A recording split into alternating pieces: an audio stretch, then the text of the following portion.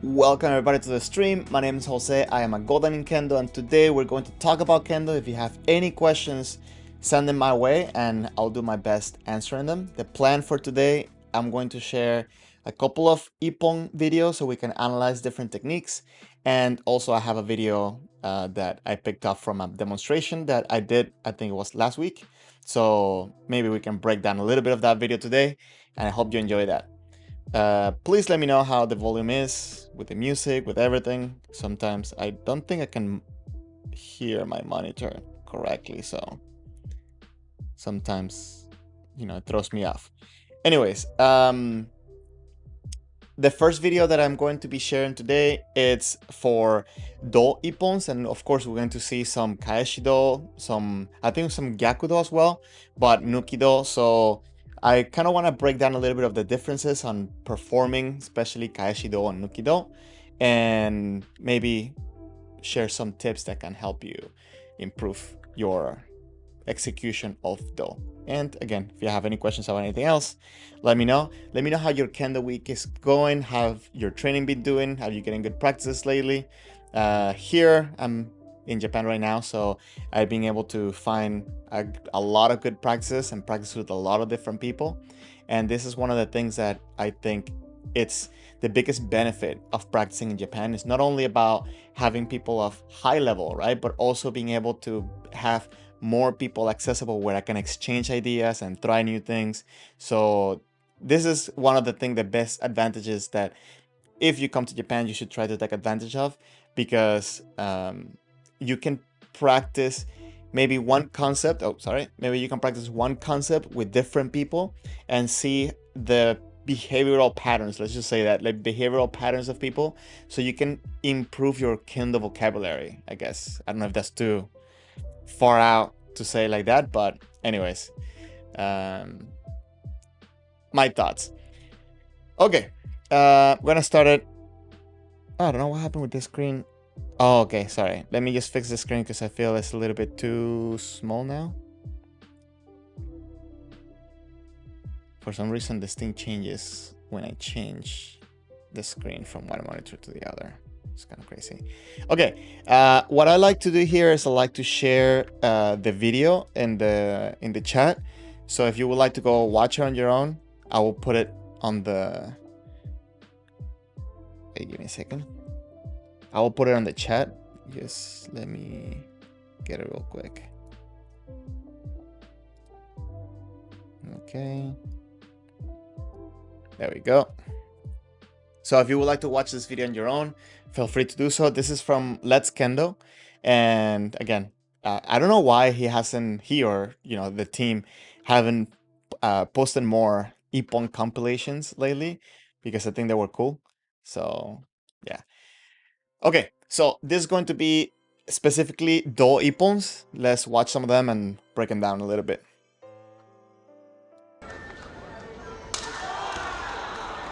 So this is, we started with a Gyakudo, which I think, actually, wait. Yeah. Okay, that was the first Ippon. Let's watch it one more time. So the execution is a little bit off in the sense that, kind of the person kind of lost his balance, kind of just looked awkward, but I think he had good contact on the Do. Good timing, and at the same time had good stability on the hit. Yes, he fell over on the upper body, but he recovered and he was, there in the fight. Let's break it down a little bit, because I feel that Gyakudo sometimes... It's interesting because I think that not many times you find dojo senseis or places where they will break down these motions, but at a practice that I was today, the sensei was breaking down because they had some guests from another country, so they were breaking down techniques for them to take home. And one of the things, he didn't explain Gyakudo like this, but he definitely explained a little bit of the hit and the way of using the body to hit that side of the Do. And I want to kind of discuss this a little bit since it's fresh in my mind. Okay, so the first thing that you will notice for Gyakudo is that the Fumikomi is not the same way as we'll normally do Fumikomi for men, for example, or even for Do. The Fumikomi happens before, and then using the body to kind of create momentum on the sword. And the follow through for it, it could be in many different ways. You don't want to be in this position where you take your eyes away from the opponent, but you definitely want to use that right foot. Again, this is not the best example of Gyakudo, right? But just kind of to explain the dynamics, just in case we don't see another one here. But the main thing here is that you want to ground yourself with the front foot and then use your foot, your hips, and then your arms to kind of create the momentum on the sword. And oh, what happened here? Sorry.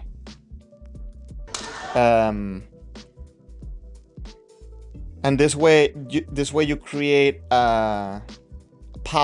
And normally every cut in Kendo is forward, right? So when we hit men, for example, I don't know if you can see me here, but maybe here, you hit men going forward, and here you're actually kind of doing it differently, where you're actually pulling the sword towards you for the cut. So the dynamics is a little bit different, but the same principles apply. You want to use your left hand to create power, the right hand to create the direction. But the good thing that I feel that he did, that White did at this point, is that he tried to come back and be there just in case there was going to be another technique or something else that he needed to do. Claudio, you said you really want to do that someday. You will learn that perfectly. I think it's a very underused technique in many places, and I'm going to say this. I'm going to say the reason why. I think it's very underused because sometimes many people open up so much, and maybe you can execute it well enough where maybe it's not an ippon, but it's well enough that your opponent will say, I need to worry about this, and change their approach. So now instead of being all defensive this way, maybe they try to be defensive this way, and allows you to have a better opportunity for a man, for example. That being said, obviously you want to perform the technique with the intention of actually getting the ippon. And the main thing you have to keep in mind for this is that you want to have good contact. In this one, it wasn't perfect contact, by the way. I think it was a little bit too shallow for many places to give this as an ippon. Maybe. Let's see. Maybe it was just a frame rate. Yeah, I think it's a little bit on the front side of the do. But still, I think the main thing that the judges saw here is that was the opportunity and the timing, and the good impact that he got, even though if it wasn't the perfect place. Huey, welcome to the stream. Thank you for passing by. You said your senses said that Gyakudo is like cutting different from other waza. Yes, because as I mentioned, when we do men, for example, we do kote, even when we do do, we're doing the techniques away from our body. But here you're actually pulling into your body, so there's more of a slicing motion, I guess, if you want to see it that way. Normally, the way I see it is that when you hit men, for example, the slicing motion doesn't come from your arms, it doesn't come from your wrist, it comes from the movement of your body, right? Like you go men and you're going forward. But here, you're pretty much, you grounding yourself, and then you're doing the cutting motion from your arms. But, big but, you're using your body to create power. If you only use your arms, it's going to be very inaccurate. So you have to synchronize everything together to make it happen. Yeah, but it's a very different cut than regular waza.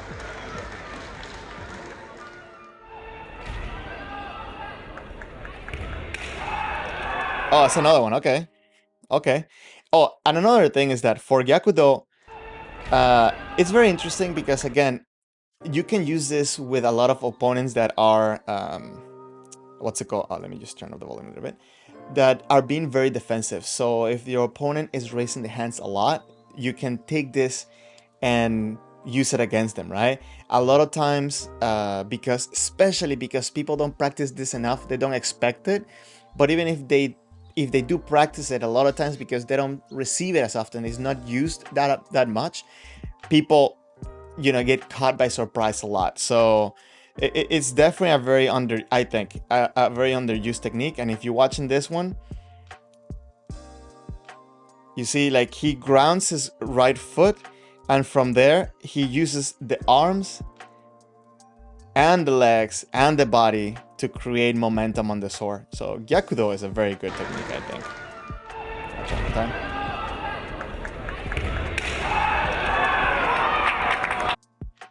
Again, you have to put a lot of power when you're doing Gyakudo, because you have to have stability on your feet, and at the same time you also have to have fluidity at the time of the cutting to be able to also keep the attention to the opponent.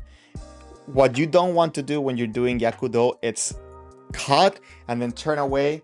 Many people, they cut and they kind of run out, but ideally you want to keep your eyes on the opponent at all times. In this case, he went forward, right? And he tries to close the distance in order to avoid being hit by, Hikiwasa or another technique. I think this is a very good show of fluidity and power in the technique.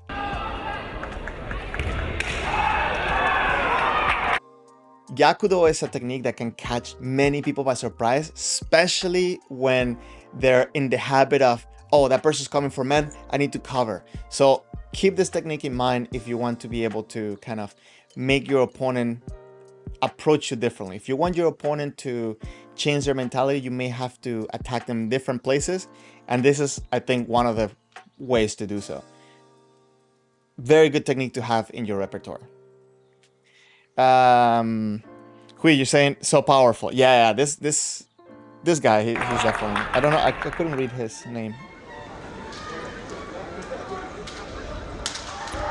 Oh, I think I made a mistake, guys. I think this video is only Gyakudo. Let me see.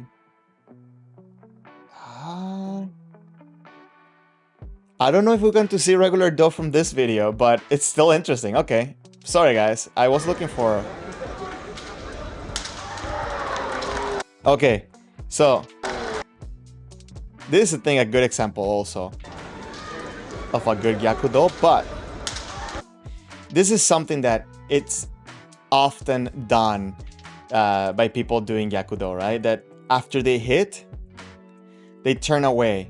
And if the judges would have not awarded the Gyakudo, he was in a lot of danger to be hit by the men, because look what happened after.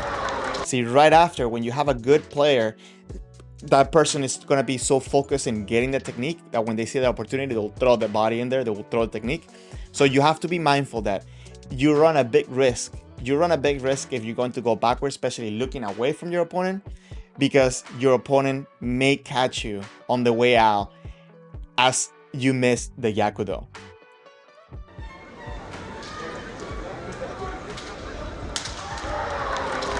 This Gyakudo was really good, but at the same time, very risky.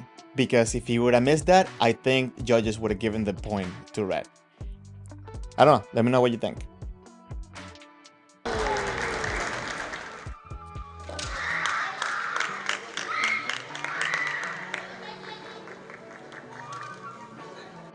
So, okay. If you could guess, who is going to do the Gyakudo? I mean, if you would try to guess, maybe many people will say that the person in Chudan will do it against Jodan, and maybe you can think that it's a good technique to do against Jodan, but it's very risky, because especially if you miss, Jodan players right there, but at the same time, you have a lot of time where you're not protected when you're trying to do Gyakudo against Jodan. When you have to, against Jodan, I think you have to pick the right timing if you're going to do Gyakudo. I think it's better to do regular Do and go forward than do Gyakudo, especially because when you do Gyakudo, many times you're going to be grounding yourself even for a little bit of time. So this time can be very dangerous against a Jodan player. So I don't remember if I watched this video, but I think the Jordan player will do the Gyakudo. Yeah.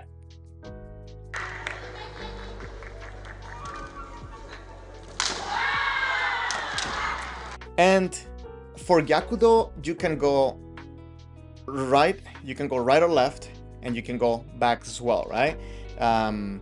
One thing that I like to do, something that, you know, sometimes I practice as well, this is to do Gyakudo to go on my left, but then be ready, you know, again against my opponent as I'm going through. So if I missed, or if I have another opportunity when the opponent turns around, I can also do a Hikimen, right? Because immediately when you're going for the Gyakudo, even if I don't score it, right, they're trying to cover it. And if they cover it and I'm able to reposition myself this way, I can do Hikimen. So I think this is also, every time you train techniques, I always try to find variations of how you can add another technique, I guess is what I'm saying here. It's definitely a cool pattern to practice. Should use for surprise, shouldn't use it too much. Yeah, and it's not only about using it for surprise, because again, if you just throw a technique, in my opinion, if you just throw a technique any random time, you run the risk of that other person being ready, right? But you have to try to pick the right time for you to do the technique. So for example, if you're coming in, you really want to pressure the man, so they're more concerned about the man. Another thing, and this is something that I feel that many senseis or many senpais will struggle with this against their kohai, is that many times when people are excited for doing do because they really like doing do, many times people will do the do without having an opening, so you end up hitting people on the elbow. So doing do from from kamae straight into do, it can be challenging because you want to make sure that you have an opportunity. Number one, because you also want to get the ippon, right? And number two, because you don't want to also upset the other person or hurt them. So yeah, be careful. Always try to come in, even for any technique, right? For men, kote, you want to come in with intention of making the person open a target so you can take it. But of course, sometimes there's a lucky shot that you can take.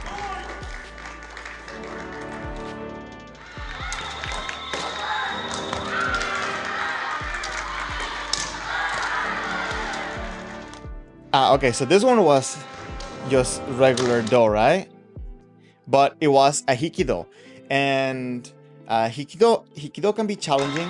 And as a matter of fact, any hikiwaza can be challenging if your body is not on the right position. So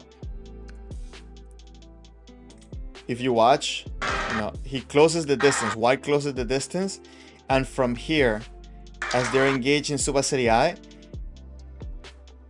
instead of pushing his opponent away, he kind of pushes himself away, and because he had the hands up here, he made a threat to maybe the opponent thought, oh, he's coming for man because of the position, and immediately he went backwards to hit that do. I think Hikido for Subaseri, it's a very easy target to hit in the sense that you don't need to be too precise, but at the same time, you really have to get a clear opening. So there's always, that struggle between, can you get your partner or can you get your opponent to, cover up so high that you're going to have a clean entry for that do. So, but the secret for me is to be able to have a solid position on your ground. I think the key to any hikiwaza is to have solid grounding on your feet, being able to shift the direction where you're going at any time. And also, don't use your arms to push your opponent, because then you're actually tensing up for no reason. You want to have a certain level of relaxation, so that way when the opening is there, you can directly go to the opening, as we can see here.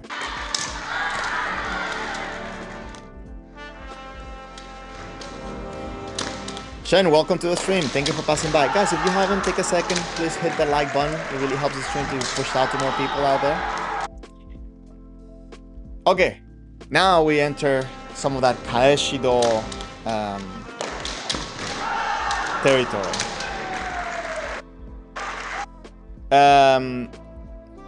There's a couple of things for Kaeshido that are important. The main thing is to have the intention to always go forward. Many times when I see people practicing Kaishido, especially during Kihon, right? People are there waiting. And then when the person comes in, then they start creating motion with their legs. And as a matter of fact, many times they just spread further their legs to block and then to throw the technique. Instead, what you want to do is you want to have a little bit of a forward intention towards the opponent, and as they come in, then take the opportunity to deflect and counter.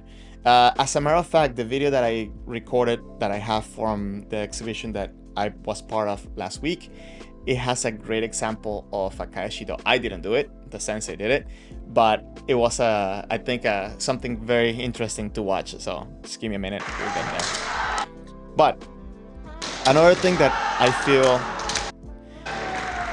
one thing that I feel that confuses people on how to do Kaishido is the timing of the footwork, the hands, and the impact.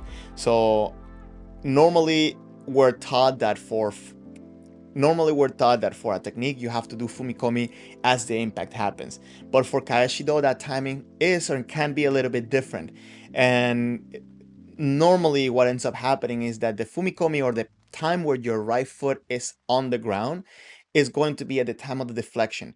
You don't necessarily need to do a stomp. You don't necessarily need to do a stomp, a fumikomi on this technique. You can just use suriashi, but you want to understand that that right foot is going to be grounded as the deflection happens, but at the same time that back foot is also pushing, so it can give you the momentum to go in for the do. And if you watch it here,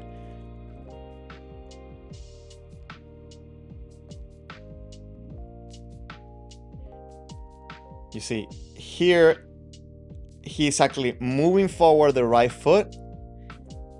He actually kind of got hit there, like got a little bit of a tap. But if you see, the deflection happens with the right foot forward, and then the left foot continues pushing to hit that do, right? And to get him out. So this is something that I think maybe confuses a lot of people, and the timing sometimes it comes off. But ideally what you want to keep in mind is that you want to have one motion into the deflection and then the technique. Does that make sense?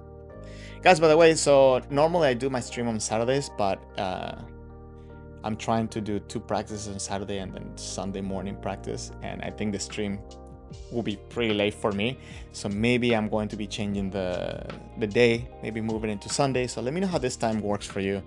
I'll really appreciate that.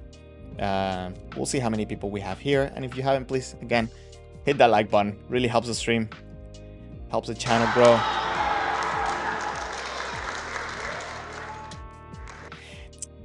This is something that I noticed a lot into Japanese Kendo, and something that I want to make more natural for myself, but is that follow through after the technique, how smooth it is.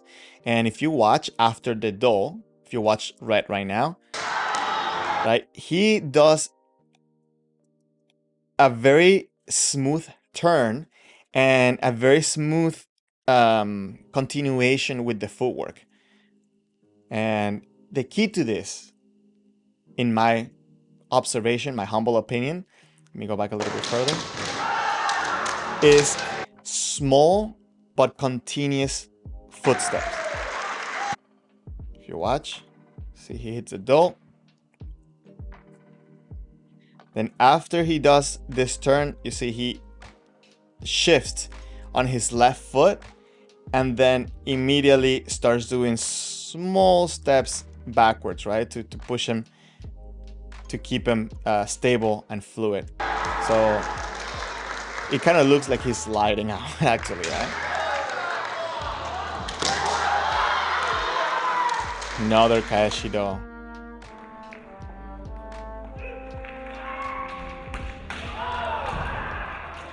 Again, if you have somebody that is being protective, if somebody that's just guarding themselves too much,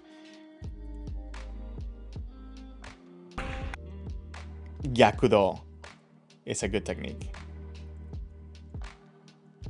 So I like this one because he didn't have to go backwards. He kind of held his ground.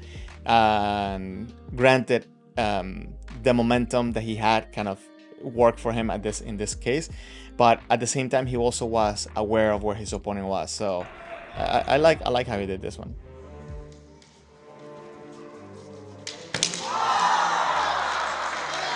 So you're gonna see that Gyakudo works in a lot of cases when the person is going backwards too, by the way.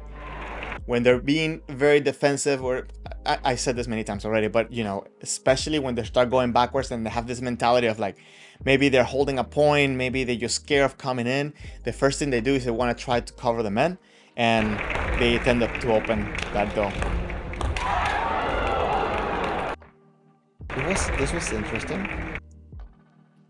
Let's watch this one slowly.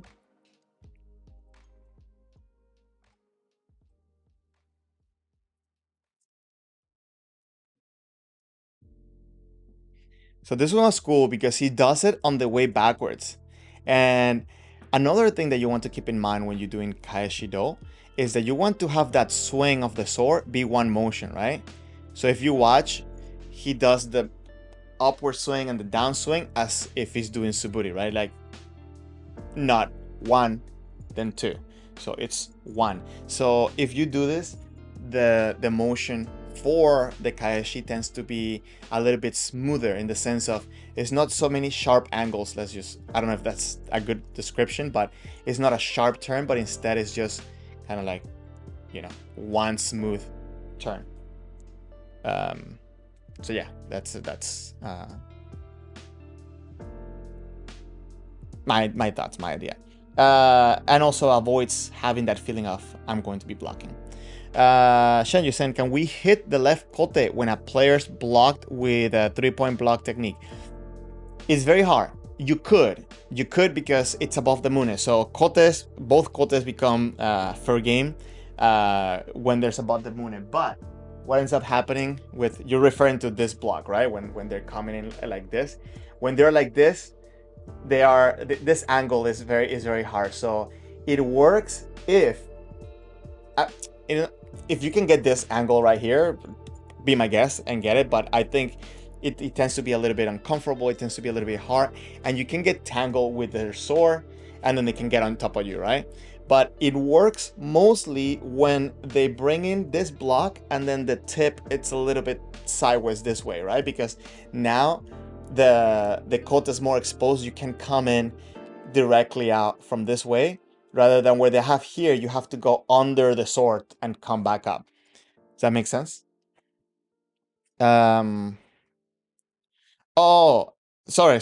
I guess I was okay. Sorry. So let me see. If you're like this, I don't think you have good good target on the kote, because remember, like the kote will be here, right? But you will be hitting mostly here. So I don't think you will get that ippon, but you can get it if they're bringing the sword back forward, right? If you can get that kote there, but because the right kote tends to be forward as you do this, and this one is much easier target. So let me just say it this way. If you have the sword here, right, and the tip is going backwards and you're going forward, this becomes a target much sooner than this is. So if you're waiting for this to happen so you can hit, this could also happen this way. So it will be, I don't think it will be a good approach. I will prefer to go for this kote, because it's going to be a target much longer and much earlier than the left one will be, if that makes any sense. Maybe, and this is the thing, Shen, maybe it will make the same sound, right? Because you can get the sound, we've seen it in videos, right, where you can get a good sound without impact. Who was it that won the All Japan with an invisible man? It wasn't Nishimura. Anyways, I don't remember who it was that won or had. That video it's rolling around there somewhere. Oh, what happened here? Okay. Man, sometimes this computer makes so many different.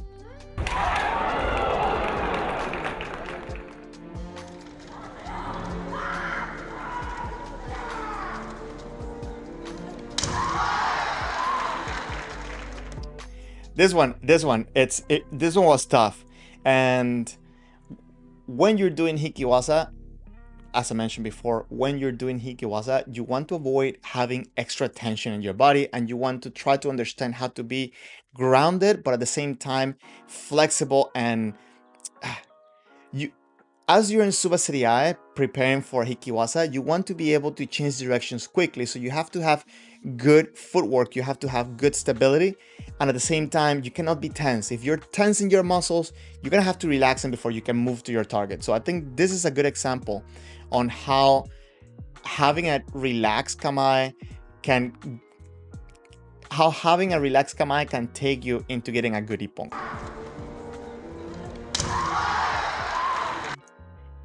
So if you watch, you see he goes around.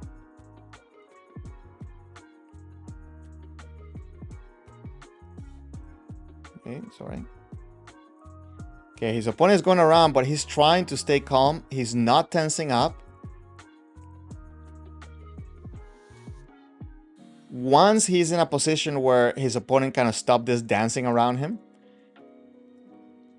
See in here, very relaxed position, but at the same time, you can see that he's stable, right? He's not leaning on one leg.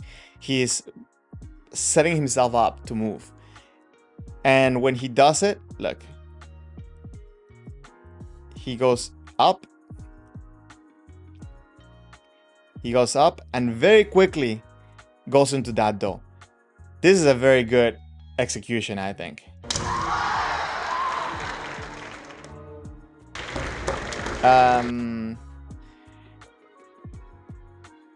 Shen, you said did a huge upswing and hit his own men with his own shinai as he go past his opponent to make the sound. What do you mean in this hikido right now that you're talking about? No, he actually hit the do.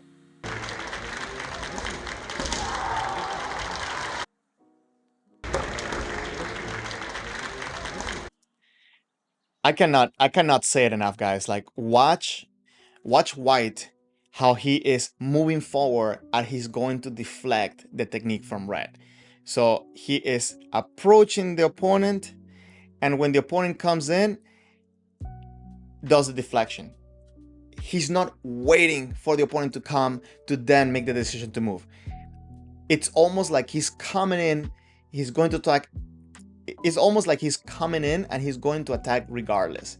And at the moment where the opponent comes in for that man, he makes the decision, okay, I cannot go for the man, I'm going to deflect. Maybe he came in with the mentality, I'm going to bait him for a kaeshiwaza, but the idea here is that he's coming in, approaching and putting pressure on the opponent instead of just waiting for the opponent to come in to block and then hit. And if you can understand how to use your body where you can actually control your legs and control your body so you don't, let's just say, you don't spill over, right? Too early. So you can come in a little bit slow, giving the pressure, and when the opponent feels that, oh my God, you're gonna come in, your opponent shoots, and at that moment, you deflect and counter, right? So this is, I guess, the goal, the ultimate way of doing it. Doesn't always come out like that, but the idea is this, to get it to this point. Shen, you're talking about the invisible man in a match. No, he didn't. No, it would be impossible to hit his own man and then make it look like he hit the man. He actually hit the man. He hit the man. He didn't hit the man. He hit here, right? Like the Shinai did this. But because he had such good Tenouchi, the Shinai looked like it made impact, right? But what made the sound was the Fumikomi. So the judges gave him the point. But no, he didn't hit his own man. It looked like he hit. Like if you watch it from certain angles, it will look like he actually hit the man. But especially when you see the camera from the side, you can see the shin clearly goes like, right? Doesn't even make it to the shoulder. I like kind of just exaggerate a little bit there.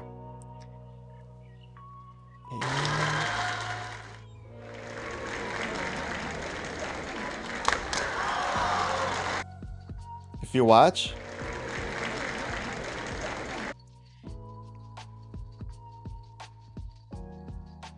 so this one again, I'm talking about the perfect idea, right? You want to be coming forward. If you watch this one, he's actually bring the back foot backwards. But if you watch before the opponent made the commitment, he's coming in forward. So again, he's not waiting. He's putting pressure by coming in forward. When the opponent makes the decision to come, naturally he understands that he needs to readjust his distance. So that's why he needs to move the back foot slightly backwards. But again, keeping that forward intention. If you watch his body doesn't actually go backwards, right? Let's watch.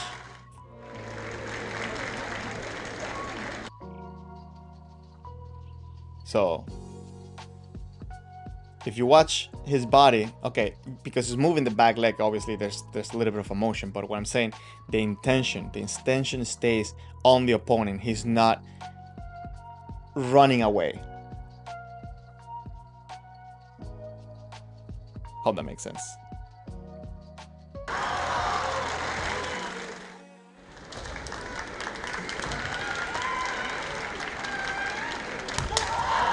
Ah, this is dangerous. This one, oh, wait, what happened here?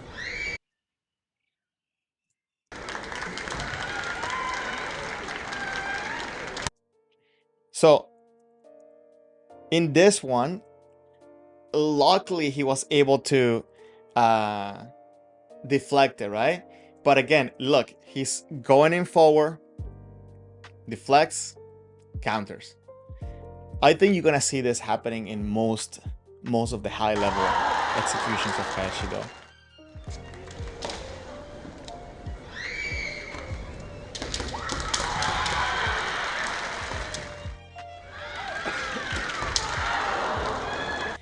This one wasn't even provoked, right? Like it was just that the opponent came in, tried to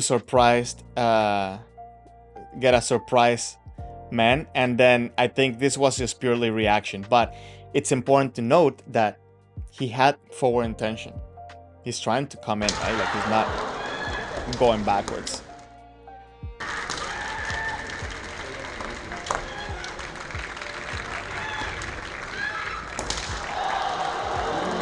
So great execution of the Gyakudo. Again, works very well when people are going backwards. Guys, if you have any questions about any of the doses, whatever, I'm going to try to play some of them and stop when I see something special. But if you have any questions or any points that you want to talk about, let me know.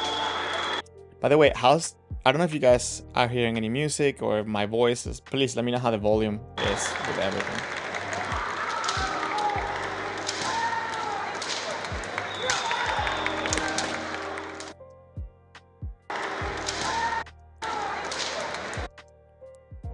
This one, I think this one's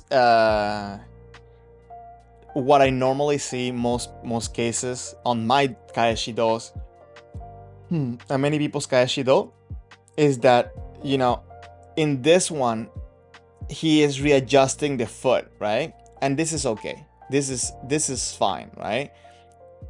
That back foot readjustment has to happen, and is fine.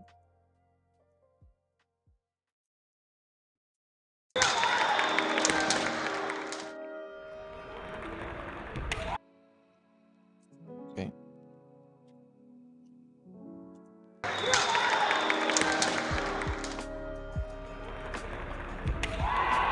Oh, again, every time when I see that there's gonna be a point for Do against Jordan, 90% times I think Jordan is the player is the ones that scored that Do.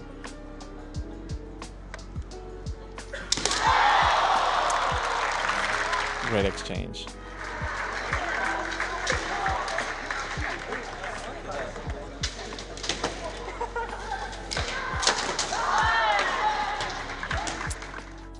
Now, I made a video about this, but there's one big point when it comes to doing Kaeshi Do that you need to have locked down, and it's the motion of that deflection, right? I mentioned before that you want to make the deflection one motion, like up and down, right? You want to understand the movement of the wrist, but also you want to understand how the left hand makes that motion happen.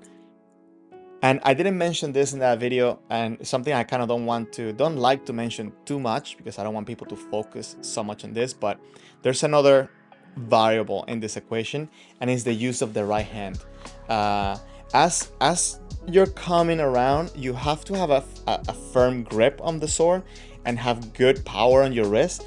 But then when you're coming around for that do, it's, in my opinion, and the opinion of many people that I asked this about, that it's okay to also put power with the right hand. You have to understand how to use the left hand to create the power to bring the sword around, but as the left hand is bringing the sword around, the right hand should be chasing the shinai. It shouldn't be that you're hitting with this hand, right? Like, you're not doing this, but you are kind of like emphasizing the motion of the shinai by pulling with the left and then chasing the shinai with the right.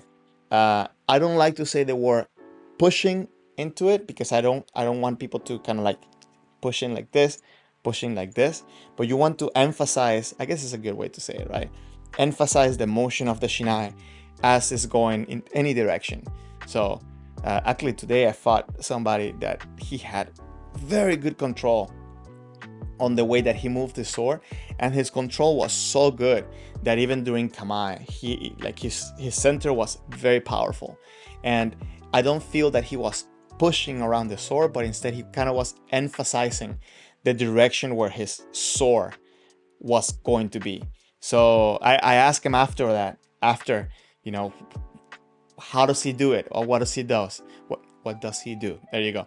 And he explained to me that it's that use of the wrist and the grip onto the sword that is trying to kind of like make a double insurance that the sword will stay where he wants the sword to be. So yeah, I need to process this a little bit more. Something fresh that I heard today. But yeah, this is, I guess, short words. That's what we'll share. Ooh, this is a little bit of a dirty technique for Shiai. If you do this to somebody that they know what they're doing, you better be ready to get smacked right back after. But I think it's a very useful tool to have as well, right? For somebody that maybe they're being too tense and they're being focused too much in kind of like keeping their body too close in. If you do this, you might create an opening.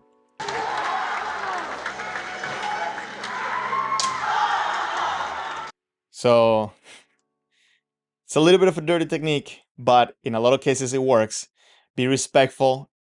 Don't do this, trying to slap people around, because it's very unpleasant. But understanding the timing on how to use it, you can also use other ways, and kind of you can copy the timing from this and use it somewhere else as well. But if you watch what's happening, he's creating a moment of relaxation, and then as he's going around, if you watch what's happening, is that he's creating a little bit of a moment of relaxation, and then a sudden explosion of energy to create a reaction to then capitalize on the opening. And what he decides to do is that he pushes with his shinai on the men. Hold on, it's kind of stuck. Okay, you see here, he looks very relaxed. And from here, he decides to push around the men to then go around and hit that do. You also have to be careful, because depending on how you do it, you might get a hansaku. I don't think that in this case he deserves a Hansoku at all. But what I'm saying is that you gotta understand the timing, how to do it, and all the elements that are involved in doing this.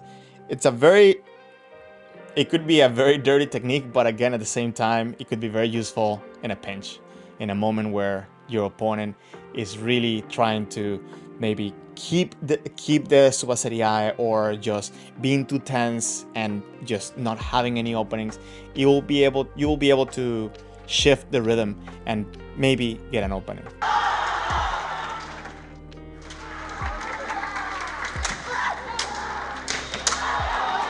Oh, so this is a drill. I want you to watch this. So this is a drill that when I practice in some high schools and college clubs, they practice this specifically.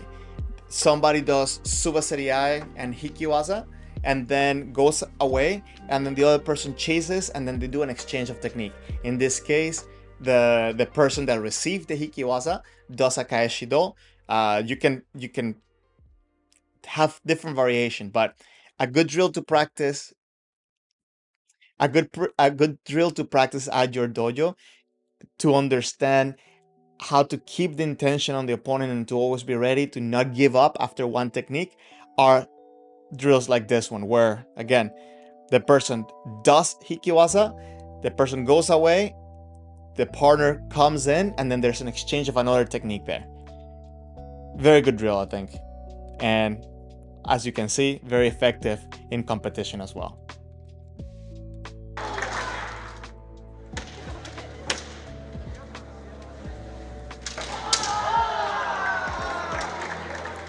I feel that a lot of the good Hikiwasa executions come right after a brief moment of relaxation. Watch. So there's relaxation, tension, and then go.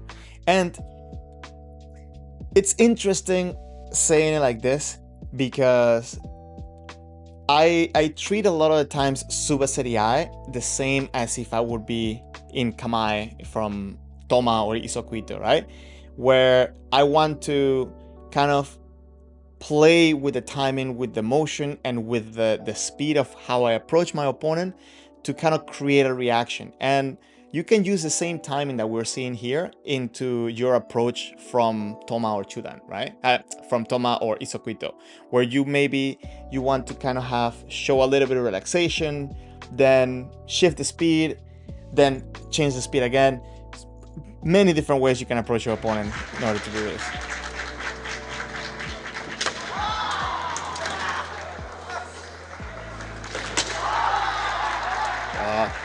Again, you see, there's an exchange. So many people, after this exchange of technique, they have this mentality where they want to reset, right? As a matter of fact, this is something that I was told to be very mindful for my Godan testing, that after a technique, even if my opponent was on the other side of the court, show that I was ready to do another attack if I needed to, right? So I think this is a very good example of what happened here, that White went through, and immediately as he changed around, he showed readiness.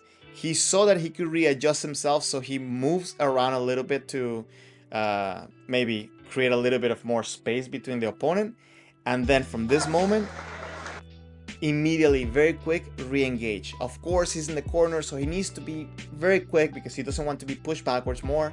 He wants to kind of retake the center of the court, and with confidence he came in. I did a technique. Very important point to keep in mind, especially during your Jigeiko, because we tend to be lazy or to get lazy when the match or the practice goes a little bit longer, right? Because you think, okay, I did 1 point. Oh, okay, I got the point. Okay, time to reset. No. Don't have this mentality of I need to reset. Be ready. Okay, if you need to take a break, you need to stop. Okay, but do it after you went back to Kamae. So I think this is why it's very important in many dojos, and I think this is why in many dojos you see that after a drill, Sensei always says, go back to Kamae, then you can relax. Just to kind of create that habit, because it's very important to always show and be ready after you execute a technique. Because if you missed it, high chances that your opponent will be ready after that.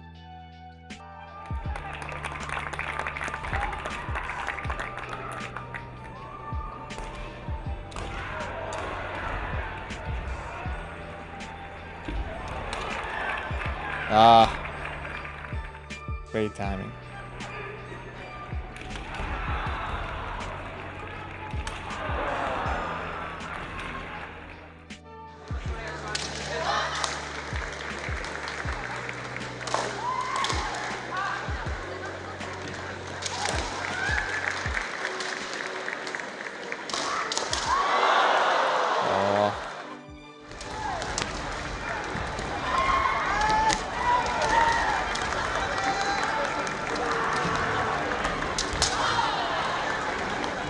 Again, you see that forward intention, and then the opponent kind of just came in because of that pressure.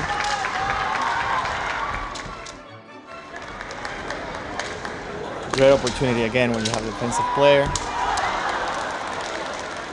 There is another Gyakudo that is done as an Ojiwaza. I don't know if you guys have seen it, where person's coming from men, and then the other person kind of just goes back and does a Gyakudo. This is a very cool technique. And as a matter of fact, today at the dojo where I told you, the sensei explained also this.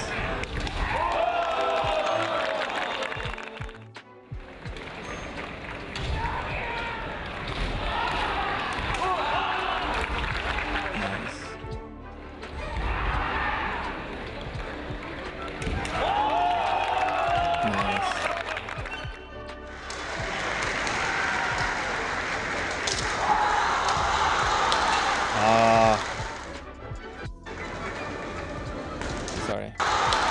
I like this one. This is... So, the follow through on this one. So, the only part I don't like about this one is that fact where he turns around, you know, and he just kind of completely loses sight of his opponent. It's very difficult because at this point, then he's kind of like trying to sell it further to the point, but I think he should be more ready and being aware of his opponent rather than just, you know, ignoring.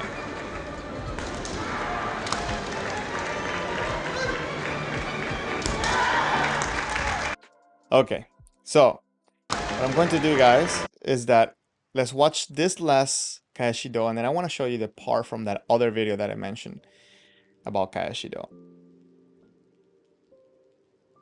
So again, be mindful how white comes in with the right foot, right? He's putting that pressure forward. So the way I have this video that I wanted to show you guys today is that let me do this while I set up, is that I have a recording. Maybe I should just leave it here. I have a recording. Some of you might have noticed that I did a live stream of an event that I participated in. I think it was like last week, something like this. And they asked me to come in to... okay, first of all, I had no idea what I had to do. It was kind of like all up in the air. I was told that they wanted me to come in to kind of share a little bit of my experience on Japanese culture and how it's related to Kendo. So I didn't know, and they also asked me to help out because they wanted to demonstrate for the people coming, you know, for them to hit. So I thought I was going to be, you know, like a dummy for them to hit, and then I was just gonna talk a little bit about some of the etiquette that we are taught in Kendo and how I see it related. Specifically, this was about business culture. So, and I thought it was a cool concept. I love the fact that they were involving Kendo in something that is completely not related to Kendo, and it was done to share this with foreigners.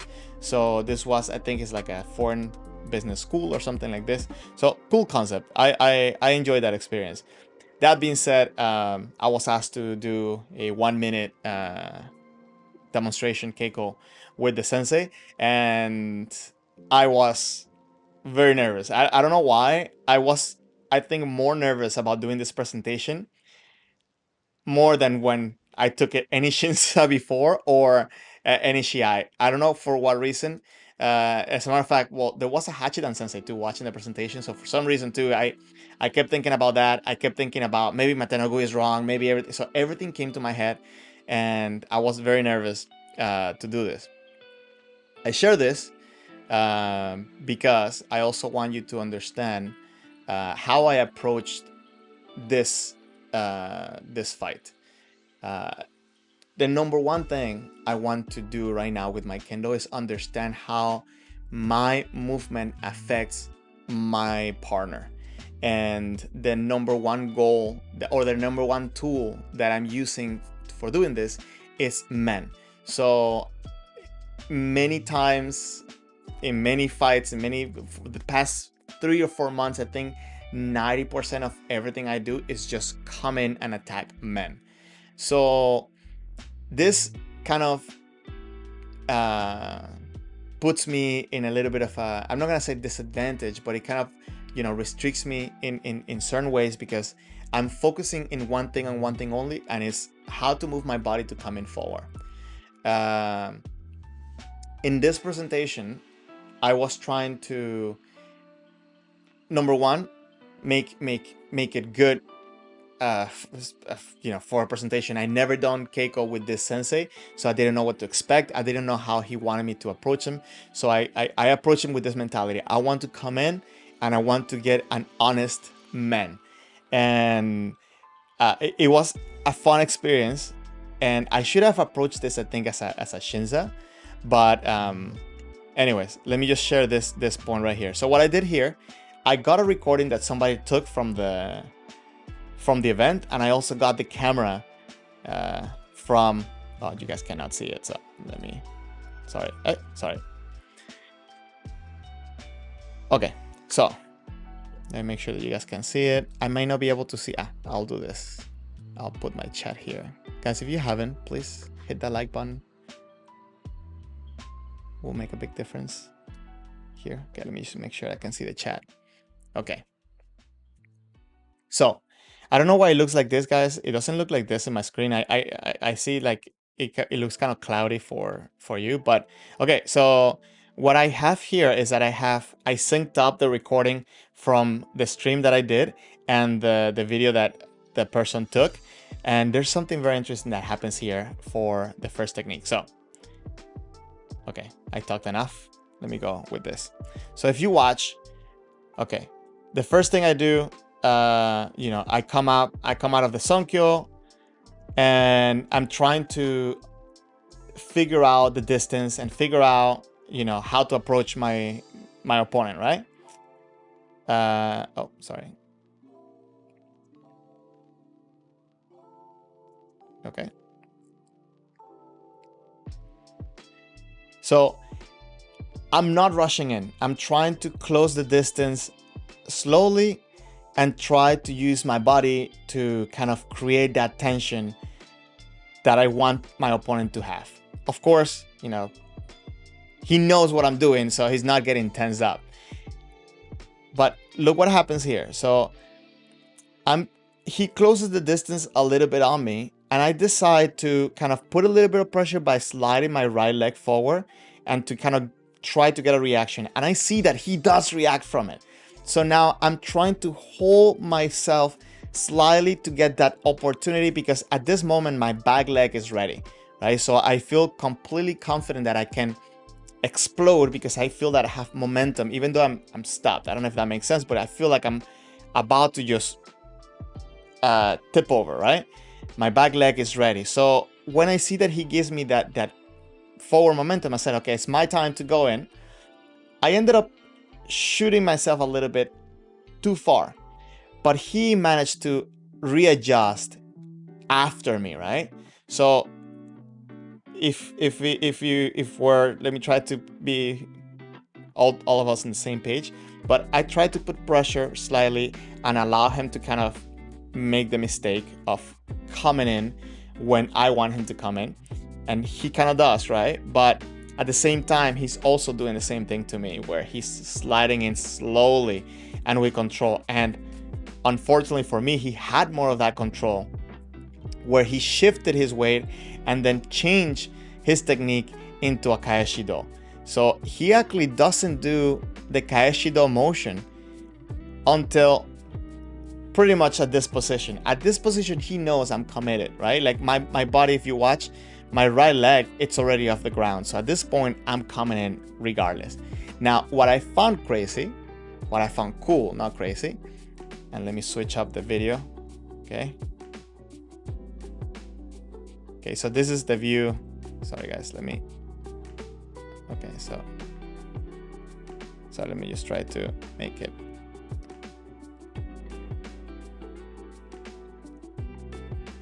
Okay, let me see. Okay.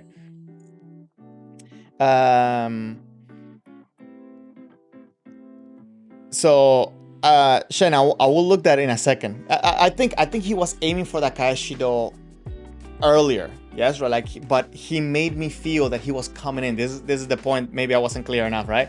But I don't know if you guys can see clearly here, so I'm gonna try to make it a little bit, maybe zoom it in a little bit more.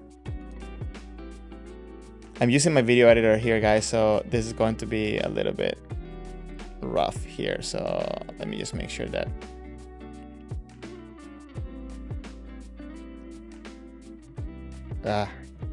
Sorry. No, I know what I'm gonna do. Sorry guys, this is the first time of doing this. So what I'm going to do is I'm going to make this bigger, I guess. But where is it? Okay, it's this one. Okay. Okay, perfect. Sorry guys. Okay.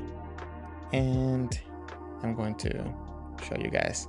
So I don't know if you guys can see how he has this right foot, but if he's coming in, his right foot, well, give it a second. Okay, so you can see his right foot coming in forward towards me there, right? And I'm going frame by frame. So watch, however so slightly, he comes forward, but then the right foot shifts to the right. And this is the part where I'm trying to work so hard for my kendo. And it's something that it's so difficult to do. I know that maybe we are so focused on, I want to hit fast, I want to make sure that I'm explosive. But I think that the reason why many times the senseis are able to easily beat us, deflect us, and do whatever they want is because they have so much more control of their body. For me, what it felt like at this specific moment is that after my right foot left the ground, this was it, right? Like I couldn't do anything else. But he was able to give me that feeling that he was coming without really leaving the ground. And at the same time doing this smoothly and explosively when he needed it to be explosive. And the cool thing that I noticed from this specific moment is that how he's coming in with that right foot, but then when he sees that, okay, I'm gonna do kaeshido, you know, he shifts the foot a little bit to the right because he's preparing for that motion. So Shen, I think you might be right in the sense that as he's moving forward, he kind of approach maybe with that. I think at this point right now, before he lifts the sword, he's already thinking of kaeshido. Because look, right here, there, he's still on kamae, but I don't know if you guys can see it as well as I can because it's so small, right? But at this point, let me just, sorry guys. So this is the same point. This is why I wanted to do it with the video editor, because this is the same point where his foot already moved to the side. So at this point, to us, And to me, looking in front to him, it looks like he's coming for men, right? But he's obviously already set himself up to go out to the side. And then he does this whole motion where he brings the back foot forward and he comes in for that kaeshido. Interesting enough, right? And this is something that maybe is not talked about enough, I think, is that many times we talk about using the right foot for seme and to create pressure and to play around with the timing, but you can also use the back foot, right? So if you committed your way forward and maybe it wasn't enough to give your opponent that feeling that you're coming in, you can also readjust a little bit with the back foot and also add up to that. But again, this is a whole different, like a whole different set of tools that you need to practice, I think, independently in order to get a good result.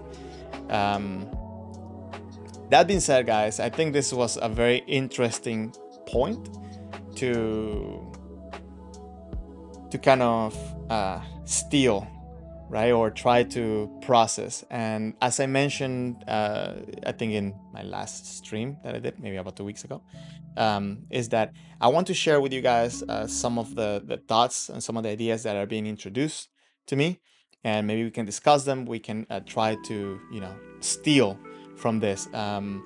Interesting enough, on yesterday morning's practice, one of the senseis, by the way, I fought one, like a very young Hachidan sensei, and he used like another level. Like I like, yeah, it's very strong, very cool. But the other sensei that was there, he was watching me, and he came to me after, and of course, with my broken little Japanese, what I could understand, he was trying to explain to me more about hitting with power. But what I found interesting is that he wasn't specifically talking to me about how to hold my sword, how to move my arms, how to move my body. He said this: you have to do your kiai, and you have to feel that your kiai lands on the opponent. You have to kind of like squash your opponent with your kiai. And for some reason, the way he said it, and when he said it, and after coming in from the Jigeko that he saw me, I understood, in the sense that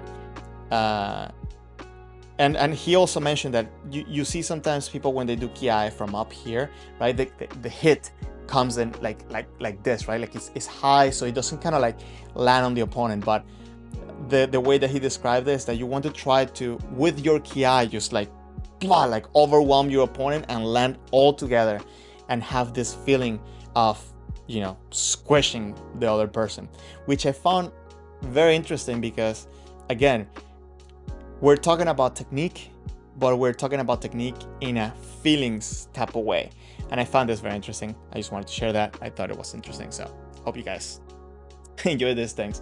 Guys, if you have any suggestions or anything you want me to, any videos you want me to review, to watch and watch together, please let me know. I will really appreciate if you can let me know if this time works for you, right? Like how is this time? Because I may be changing the schedule for the stream closer to this time. Soon I plan to do a stream with Blake Bennett, which he has a YouTube channel called Kendo Coach. He works with Shogun Kendogu, which is where you guys might know that he has amazing kote. So, and Francis from Canada, he works with him, and that's where he learned to make the kotes. Anyways, so I will be making a stream with him. If you have any suggestions or questions to ask him, please let me know. We have a Discord server, and I think the Discord server will be the best place to send some of your questions. I'll put the link on the chat. Oh, sorry, I misspelled it. I misspelled Discord. So this server is completely free. Feel free to pass by. And if you would like to support the channel, Wait. No, sorry. Okay, let me. You can become a member. I'll put the link on the chat. Sorry, guys. I haven't used this in a minute. But anyways, the link is in the chat if you'd like to be a member and help this channel to bring you more stuff, more content, and better quality of content. Please, this is a good way to support, or just saying a thanks. This will do. If you have any suggestions, any questions, please let me know. Hui, you said thank you so much. This time Gyakudo helped you so much. Yeah, if you have any questions, again, send them my way, and I will do more of this Ippon analysis, and I want to break down techniques. And I have many ideas that I want to do with this channel coming up soon. So hopefully you guys will enjoy them, and we will all get better in our kendo. Okay, so guys, thank you very much for being here. I'm gonna end it right now, and you guys, I hope you guys have a good rest of your week. Hopefully I can come out with a video this week, so stay tuned for that.